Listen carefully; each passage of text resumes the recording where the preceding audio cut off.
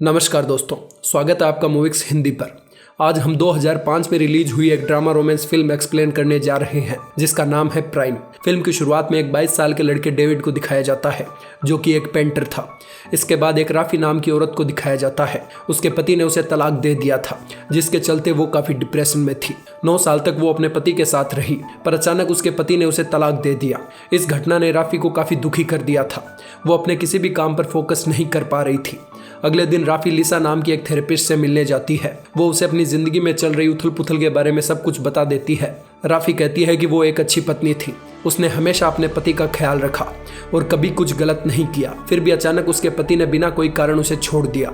लिसा उसे कहती है कि तुम्हें अपने पास्ट के बारे में नहीं सोचना चाहिए, उसे इन सब से मूव ऑन करना होगा।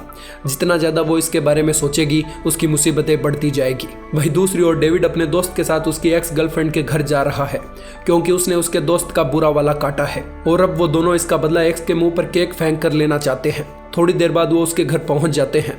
वो दोनों एक्स को बाहर बुलाते हैं और मुंह पर केक मारकर अपना हिसाब बराबर कर लेते हैं। दोनों वहां से भाग जाते हैं। रात के समय डेविड अपने दोस्तों के साथ मूवी देखने जाता है। अपने दोस्तों के जरिए डेविड राफी से मिलता है। वो दोनों जब आपस में बातें करते हैं तो एक दूसरे के प्रति काफी अट्रैक्शन फील करने लगते हैं। राफी एक डिवोर्स्ड महिला थी जो कि अपनी लाइफ में मूव ऑन करना चाहती थी। वहीं डेविड एक जवान बेलगाम घोड़ा था जिसका अपने ऊपर बिल्कुल कंट्रोल नहीं था। बाद में सब लोग मूवी देखते हैं। डेविड की आंखें लगातार राफी पर ही जमी थी। डेविड जब घर आता है तो वो लगातार राफी के बारे में ही सोच रहा था। काफी देर सोचने के बाद डेविड राफी को कॉल करता है। जब वो फोन उठाती है तो डेविड कुछ नहीं बोलता क्योंकि वो काफी डरा हुआ था। राफी समझ चुकी थी कि ये डेविड का कॉल है क्योंकि वो पूरे समय उस पर नजरें बनाए हुए था। इसलिए जब वो दूसरी बार फोन करता है तो राफी उसे काफी कंफर्टेबल महसूस कराती है और पूछती है कि तुमने फोन क्यों किया है। काफी देर हिचकिचाने के बाद फाइनली डेविड राफी से डेट के लिए पूछ लेता है और कहता है कि मैं तुम्हारे साथ कुछ वक्त बिताना चाहता हूँ। जब राफी ये सुनती है तो एक बार के लिए तो वो हिचकिचाती है पर जिंदगी में वो काफी अकेली थी। राफी को किसी के सहारे की जरूरत थी और साथ ही डेविड से वो काफी इंप्रेस हो चुकी थी। इसलिए राफी डेट पर चलने के लिए हाँ कर देती है। अगले दिन दोनों डेट पर जाते हैं। दोनों एक रेस्टोरेंट में डिनर करते हैं और बाद में वॉकिंग के लिए एक गार्डन में चले जाते हैं। गार्डन के अंदर घूमते हुए वो एक दूसरे के बारे में बात करने लगते हैं और एक दूसरे के इंटरेस्ट के बारे में जानने लगते हैं। बातें करते करते वो दोनों काफी करीब आ जाते हैं और एक दूसरे को किस करने लगते हैं। अगले दिन राफी अपनी थेरेपिस्ट लिसा के पास जाती है और बताती है कि वो एक लड़के से मिली है। साथ ही वो बताती है कि हम दोनों ने किस भी किया पर जैसे तैसे उसने खुद को रोक लिया क्योंकि वो उससे सिर्फ दूसरी बार मिली थी। लिसा जब राफी के चेहरे पर खुशी देखती है तो वो समझ जाती है कि उसे जिंदगी में किसी की जरूरत है। इसलिए वो कहती है कि तुम्हें डेविड के साथ अपने रिश्ते को आगे बढ़ाना चाहिए। ये सुनकर राफी बहुत खुश हो जाती है। राफी डेविड के साथ अपने रिलेशनशिप को जारी रखती है। थोड़ी देर बाद डेविड उसके घर आता है। दोनों बातें करते हैं और एक दूसरे के करीब आने लगते हैं। दोनों एक दूसरे के साथ इंटीमेट होते हैं। इसके बाद डेविड अपने घर जाता है और अपनी मॉम से मिलता है। उसकी माँ कोई और नहीं बल्कि राफी की थेरेपिस्ट लिसा थी पर उन सबको एक दूसरे के साथ रिश्ते के बारे में कुछ पता नहीं था। धीरे धीरे डेविड और राफी करीब आने लगे। वो अपना लगभग समय साथ ही बिताते थे। वो एक दूसरे के साथ इंटीमेट होते और काफी एंजॉय करते। जब राफी लिसा से मिलती तो वो अपने बॉयफ्रेंड के बारे में बताया करती। यहाँ तक कि वो अपने प्राइवेट मोमेंट्स के बारे में भी लिसा को खुल के बताती। राफी कहती है कि उसे डेविड के साथ समय बिताना बहुत अच्छा लगता है। लिसा इस बात से अनजान थी कि वो उसके बेटे के बारे में ही बात कर रही है। जब राफी खुल के डेविड के बारे में बताती है तो लिसा को शक होने लगता है कि कहीं ये उसका बेटा डेविड तो नहीं। धीरे धीरे लिसा को पूरा माजरा समझ में आ जाता है। ये सब जानकर उसे एक बड़ा धक्का लगता है। वो खुद डिप्रेस्ड होने लगती है क्योंकि उसका बेटा एकदम जवान और वो अपनी उम्र से काफी बड़ी डिवोर्सी महिला को डेट कर रहा है। जब ये उसके ऊपर हावी होने लगता है तो लिसा अपनी थेरेपिस्ट से मिलती है और डेविड के राफी के साथ संबंधों के बारे में बताती है। उसकी थेरेपिस्ट कहती है कि डेविड एक जवान लड़का है, अभी उसकी जवानी फूट कर निकल रही है। थोड़े दिनों बाद वो अपने आप राफी को भूल जाएगा। साथ ही वो लिसा को कहती है कि तुम्हें इस बारे में ज्यादा चिंता करने की जरूरत नहीं है, तुम अपने काम पर फोकस करो।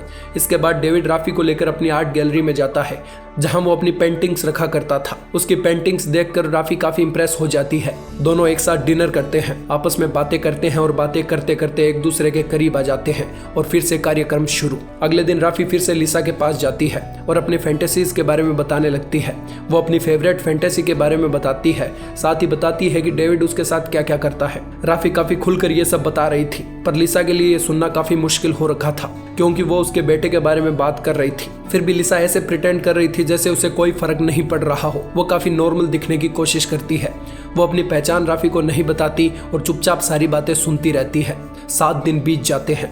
डेविड अपना सामान पैक कर कहीं जाने वाला होता है, तभी उसकी मॉम आ जाती है। लिसा के पूछने पर डेविड बताता है कि वो अपने दोस्तों के साथ ट्रिप पर जा रहा है। दिन में राफी लिसा के पास आती है और बताती है कि वो कई दिनों तक थेरेपी के लिए नहीं आ सकती क्योंकि वो अपने बॉयफ्रेंड के साथ ट्रिप पर जा रही है। लिसा जब ये सुनती है तो वो काफी शॉक्ड हो जाती है क्योंकि डेविड ने उससे झूठ बोला था।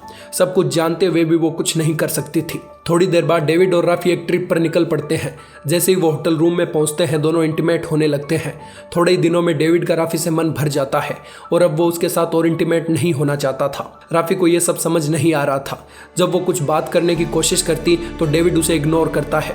राफी समझ जाती है कि डेविड को अब उसमें इंटरेस्ट नहीं है। थोड़े दिनों बाद राफी को लगता है कि वो क्या कर रही है। डेविड उससे उम्र में बहुत छोटा है और उसके पास कोई जॉब भी नहीं है।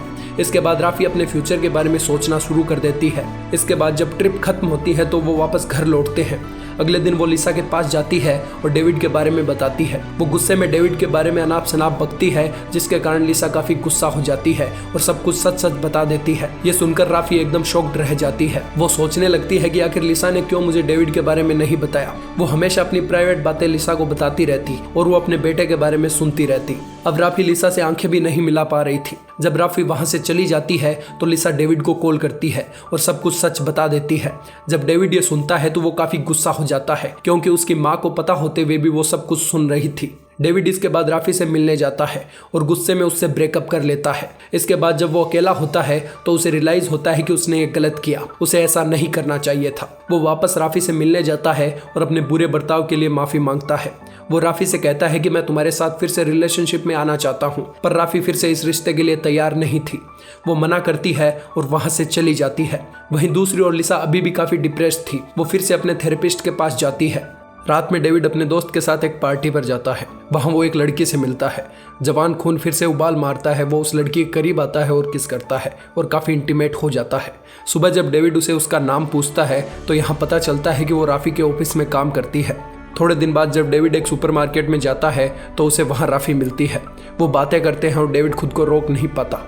दोनों घर जाते हैं और काफी इंटीमेट हो जाते हैं। इसके बाद दोनों फिर से रिलेशनशिप में आ जाते हैं। डेविड राफी को अपने परिवार से मिलाने के लिए घर लेकर आता है। लिसा को राफी के बारे में सब पता था, इसलिए वो उसे पसंद नहीं करती थी, पर अपने बेटे की जिद के आगे वो कुछ नहीं कर सकती थी। सब कुछ सही चल रहा था। तभी एक दिन राफी को पता चलता है कि डेविड ने उसके ऑफिस में काम करने वाली लड़की के साथ रात बिताई है। वो ये पूछने के लिए डेविड के पास जाती है। वो कुछ नहीं बोलता क्योंकि उसने ये गलती की थी। राफी काफी उदास हो जाती है और वहां से चली जाती है। डेविड इस बात को लेकर काफी उदास हो जाता है। वो अपनी माँ से इस बारे में मदद मांगने के लिए जाता है। उसकी माँ उसे बताती है कि राफी ने तुम्हारे लिए किसी मोटिवेशन की तरह काम किया है। उसके आने के बाद तुम अपने काम पर फोकस करने लगे हो। तुम्हें उससे माफी मांगनी चाहिए और उसे कभी जाने मत देना।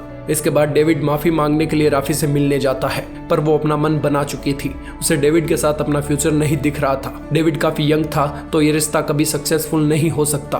वो डेविड से कहती है कि तुम्हें अपने करियर पर फोकस करना चाहिए। वो उससे 14 साल बड़ी थी और दोनों एक साथ कभी खुश नहीं रह सकते थे। डेविड चुप हो जाता है और वहां से चला जाता है। 1 साल बीत जाता है।